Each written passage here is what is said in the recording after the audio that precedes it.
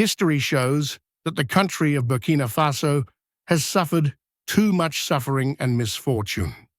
That's why we decided to revolt and take the destiny of our countries into our own hands. Burkina Faso is no longer just rising.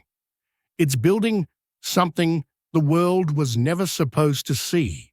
And today, we are going to show you 10 projects that Traoré has started that have changed Burkina Faso forever. Let's get started. Red Gold, it started with a tomato, or rather, a sea of them, rotting in roadside baskets, unsold, unused, and imported back as paste at 3 times the price. For decades, Burkina Faso's farmers watched their harvest devalue when they left the field. That's the trap Traoré's government is now dismantling one factory at a time. Enter the $8 million tomato processing plant, a precision-built facility designed not just to process crops, but to flip the food chain upside down. Located in an agro zone with high tomato yield, the plant is more than an industrial site. It's a food sovereignty weapon capable of producing tons of tomato paste daily. It cuts the nation's reliance on imported food products, particularly from Europe and China, which once dominated Burkina Faso's consumer shelves. For every ton processed locally, thousands of francs stay in the economy. For every crate not wasted, a family gains security. The impact ripples far beyond the factory walls. Over 150 direct jobs have already been created, from machine operators to lab technicians. But that's just the beginning. Transporters, crate suppliers, local packaging producers, and small-scale farmers across the supply chain now feed into a structured, formal market, one that pays fair, buys local, and reinvests nationally. But what makes this project revolutionary isn't just the economics, it's the principle behind it. Produce what you eat. Eat what you grow. Traoré's administration didn't build the plant with foreign aid conditions. It was financed and executed with state-backed investment, supported by BRICS-aligned partners, and modeled on a long-term goal to make Burkina Faso the agro-industrial heart of the Sahel. Local agricultural training centers are being aligned with the factory's needs, teaching farmers when to plant, how to maximize yield, and what varieties to grow. Youth are being trained not just to farm, but to engineer food systems, ensuring that this isn't a one-off plant, but the first node in a nationwide network of value-added agro-industries. In a world obsessed with importing solutions, Burkina Faso just turned a simple fruit into a national strategy. But if tomatoes can become gold, what happens when the roads that carry them cross borders and drive regional empires? Here comes the $120 million corridor. Tomatoes need markets. Markets need roads. And Burkina Faso is building them not just for convenience, but for control. The $120 million Bobo Dioulasso Ivory Coast motorway is more than a highway, it's a high-stakes corridor of sovereignty stretching from Burkina Faso's second-largest city to the Ivorian border. This major infrastructure project connects local producers to ports, traders to buyers, and a once landlocked economy to the Atlantic for farmers, delivering processed goods like tomato paste. It means quicker transport, fewer middlemen, and access to international demand. But the road carries more than products. It carries strategy designed for regional integration. The highway is a direct challenge to the historical choke points that kept Burkina Faso dependent on others for trade access. It cuts transport costs, trims delivery times, and unlocks the potential of southern trade routes long neglected in favor of northern corridors tied to French influence. Unlike past mega projects, This one is grounded in domestic priorities, built with local labor, backed by regional partners, and tied directly to Burkina Faso's industrial and agricultural expansion plans. It's not a vanity project, it's a vein in the body of national recovery. Communities along the route are seeing rapid development. Rest stops, markets, housing clusters, and logistics hubs are emerging. Jobs are created, goods are moving. And for the first time in decades, Burkina Faso is dictating the flow, not following it. A country once described by its isolation is now building its way out of it, mile by mile, village by village. But how do you power all this movement, all these factories, clinics, and homes without relying on foreign oil or failing grids? For that we have Yellen. The Yellen Solar Power Program is Burkina Faso's boldest energy project to date. Backed by the World Bank and the Green Climate Fund, this initiative is connecting over 150 villages and more than 300,000 people to electricity for the very first time. But this isn't just about turning on lights, it's about turning on opportunities. Yellen is deploying mini-grids and standalone solar systems in schools, clinics, markets, and homes, places the national grid never reached and never cared to. For a rural health center, this means storing vaccines without fear of spoilage. For a classroom, it means lessons don't end when the sun sets. For a local business, it means refrigeration lighting and longer hours. More critically, this is clean, decentralized power. No diesel fumes, no imported oil bills, no sudden shutdowns. Solar panels are being installed and maintained by locally trained technicians, creating jobs while securing energy independence. Yellen is not just lighting villages, it's rewiring the economy. The more electricity spreads, the more capacity Burkina Faso has to industrialize, educate, and digitize on its own terms.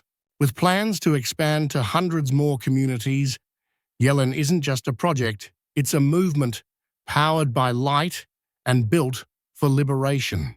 But even with energy and roads, a nation cannot stand without healing its people. So what happens when a hospital becomes the new temple of sovereignty? It gives birth to Bobo's Hospital. Once you power a nation, you must protect the people who keep it running. And in Burkina Faso, healing is no longer a luxury reserved for the capital or the elite. Rising from the ground in the southwest is the Bobo Dioulasso Regional University Hospital, a symbol of not just health, but sovereignty. Set to be one of the most advanced medical facilities in the country, this hospital is built with one purpose: to bring modern healthcare to the people who never had it. For decades, the Southwest suffered in silence. Understaffed clinics, outdated equipment, and long journeys just to reach proper care. That era is ending. This isn't a patch job, it's a system reset. Designed as both a treatment center and a training institute, the hospital will serve patients while also educating the next generation of Burkinabe doctors and nurses, so the country no longer has to rely on foreign professionals or fly its sick abroad. Equipped with surgical units, specialized departments, and digital health systems, powered by Yellen's clean energy, the facility will handle everything from maternal care to emergency surgeries. And it's not isolated. New ambulance routes and data links are being built to connect rural clinics directly to the hospital's central system. For the first time, modern medicine won't just visit the region, it will live in it. Traoré's health vision is clear. If you want to build a strong country, start by keeping its people alive, educated, and close to home. But to truly live, people need more than care. They need water, clean, constant, and sovereign. What happens when a nation takes control of its most essential resource? Here comes the Ziga 2 solution. Hospitals can't function without water, nor can homes, schools, or farms. And for a capital city, swelling with growth and hope, every drop counts. That's why Burkina Faso is building something monumental, the Ziguinchor Dam, a project designed not just to store water, but to reclaim control over life itself. Located near Ouagadougou, this dam is being constructed to address the capital's chronic water shortages. It's not just a matter of convenience, it's about survival. During dry seasons, taps would run dry, forcing women and children to walk kilometers. Hospitals rationed water. Businesses stalled. Urban life cracked under pressure. Ziguinchor is designed to change that permanently. When completed, the dam will provide a stable, clean water supply to hundreds of thousands of city residents, supporting both domestic and industrial use. It's being paired with modern filtration systems, solar-powered pumping stations, and updated distribution pipelines to ensure water not only flows, but flows clean. What sets this project apart is its resilience. First design, climate-adapted infrastructure, local workforce employment, and governance that prioritizes public access over private profiteering. It's water for people, not for export. And it's not just about the city.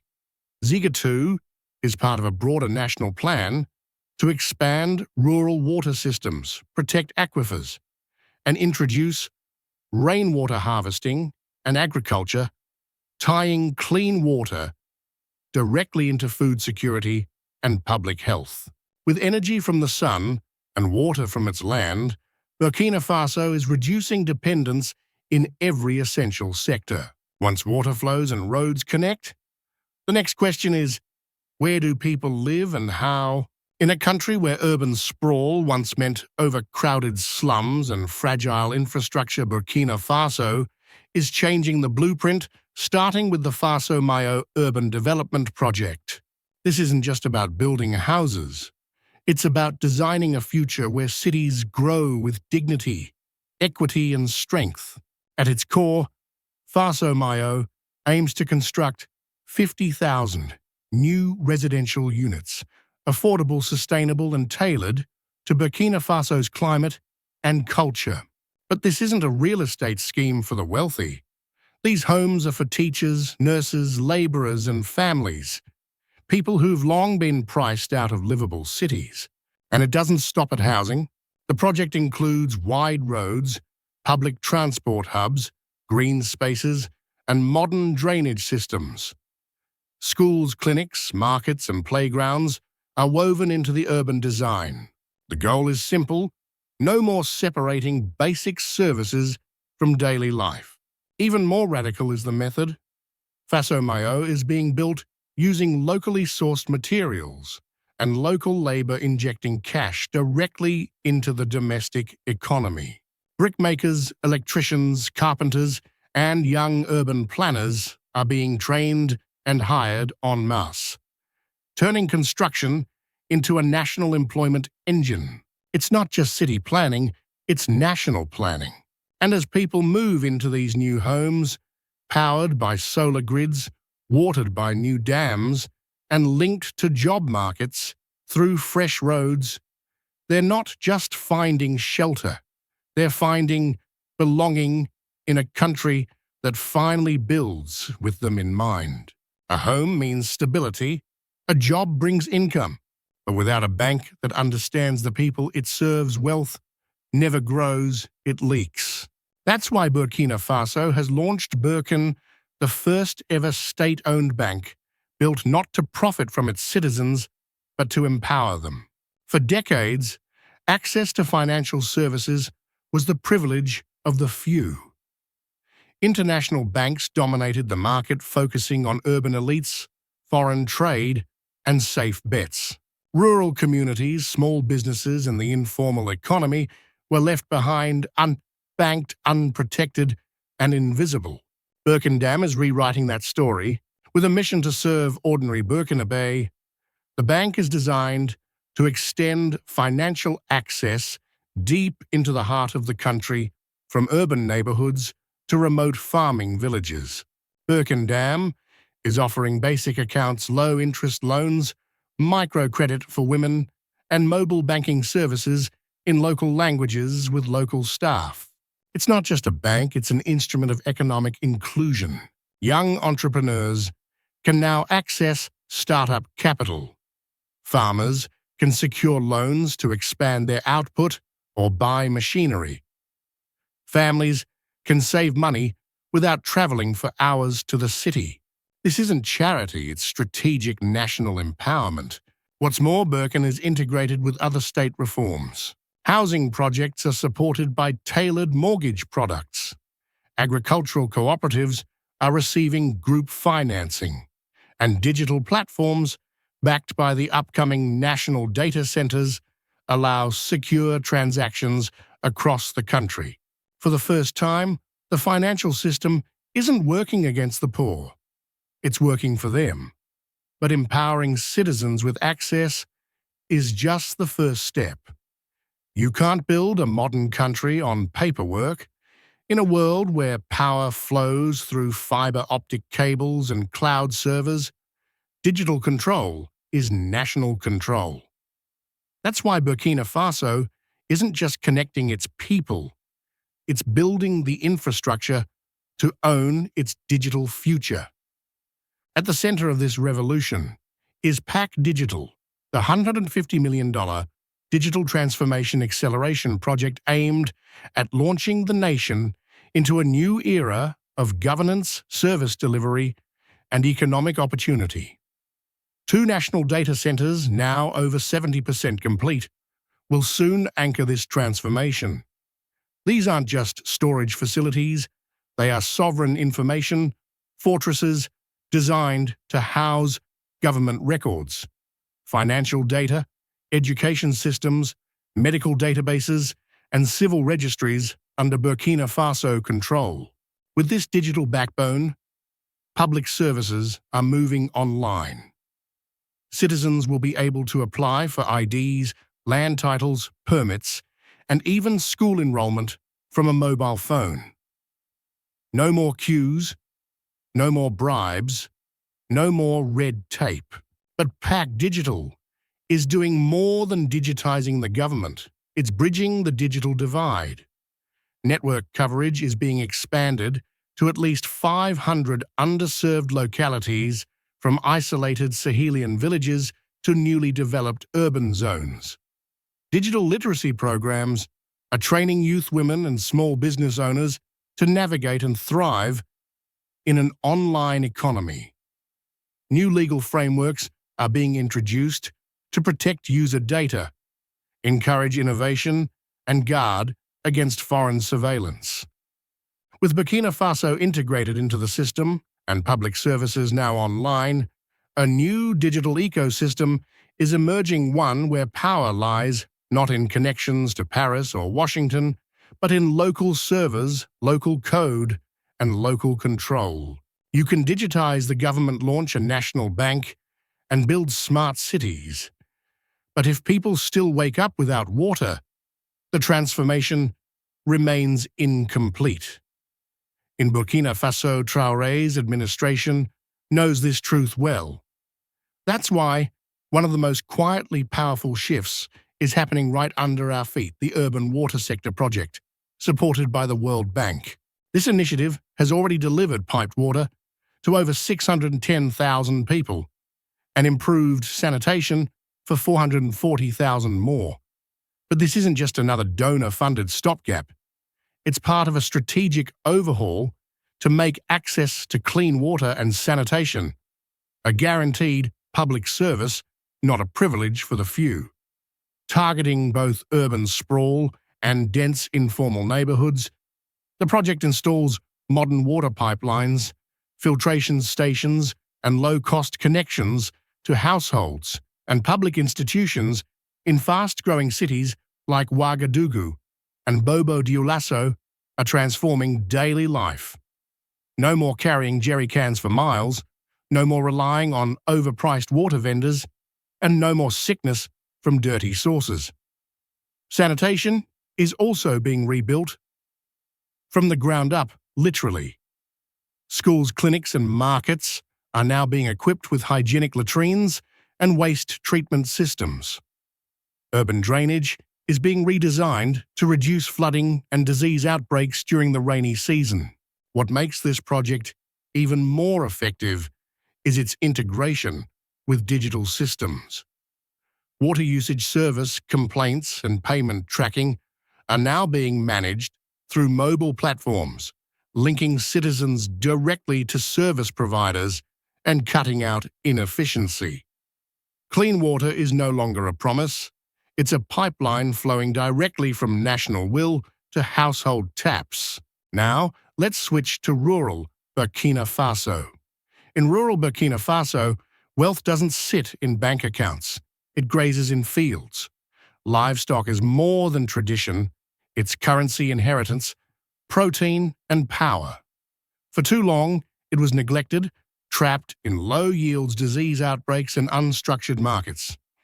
That's why Traoré's government, with support from the World Bank, has launched the Livestock Sector Development Support Project, a quiet revolution walking on four legs. This isn't about expanding herds, it's about modernizing an entire economy. From veterinary care to commercial feed production, the project is injecting science, infrastructure, and capital into a sector that supports millions of Burkinabe. Herd health programs are being scaled across provinces, including vaccination drives and the training of mobile veterinary teams.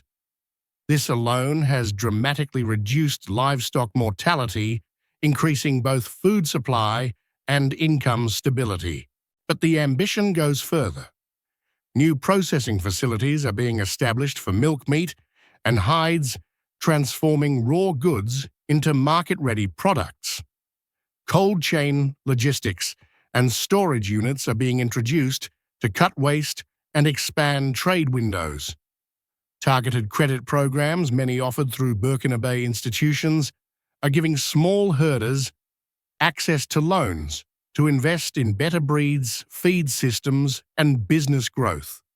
What was once informal and vulnerable is becoming commercial, resilient, and strategic. The Livestock Project also intersects with other national goals it supports. Food security empowers rural women, who often manage small ruminants, and strengthens Burkina Faso's regional export capacity. With cross-border trade routes opening and value-added production on the rise, cattle and goats are no longer just survival, they're becoming engines of economic growth.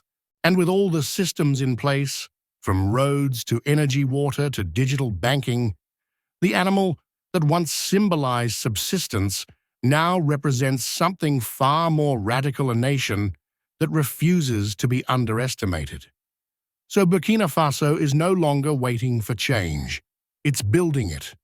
From solar power to sovereign banking, tomato plants to smart cities. This is a blueprint for true independence, one project at a time. The nation is rising not with noise but with purpose, and the world can no longer look away.